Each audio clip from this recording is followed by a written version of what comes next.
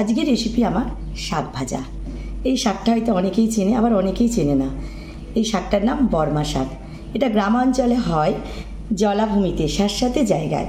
আজকে আমি এটাই ভাজা করে দেখাবো। শাকগুলো আমি ধুয়ে এবং কেটে নিয়ে চলে এসেছি ছোটো ছোটো করে।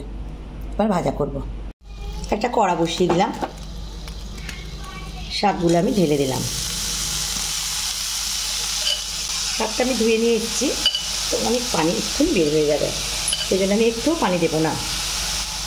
নারকেল কোড়া দিয়ে দিচ্ছি আমি, আর দেবো হাফ চামচ নুন। এবার আমি একটু ঢাকা দিয়ে রাখবো। 5 মিনিট পর খুলছি। দেখুন সব পানিটা শুকনো হয়ে গেছে, আর শাকও আমার সেদ্ধ হয়ে গেছে।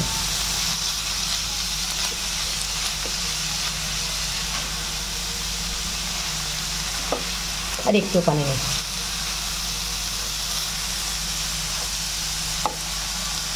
একটা কড়া বসালাম, 2 চামচের মতো তেল দিয়েছি। তেল গরম হয়ে গেছে, শুকনো লঙ্কা দিয়ে দিলাম, একটু রসুন কুচি।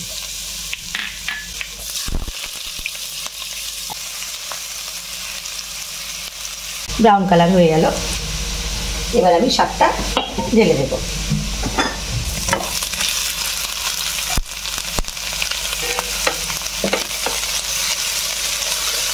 ঢেলে দিয়ে আবার 2 মিনিট আমি নেড়ে নেব।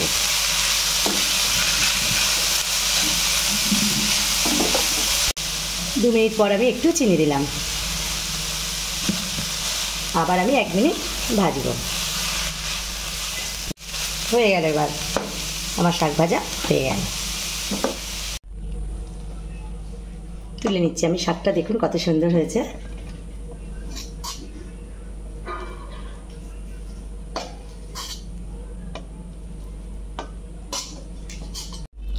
এইভাবে একবার শাক ভাজা করে দেখুন, খুব ভালো লাগবে খেতে।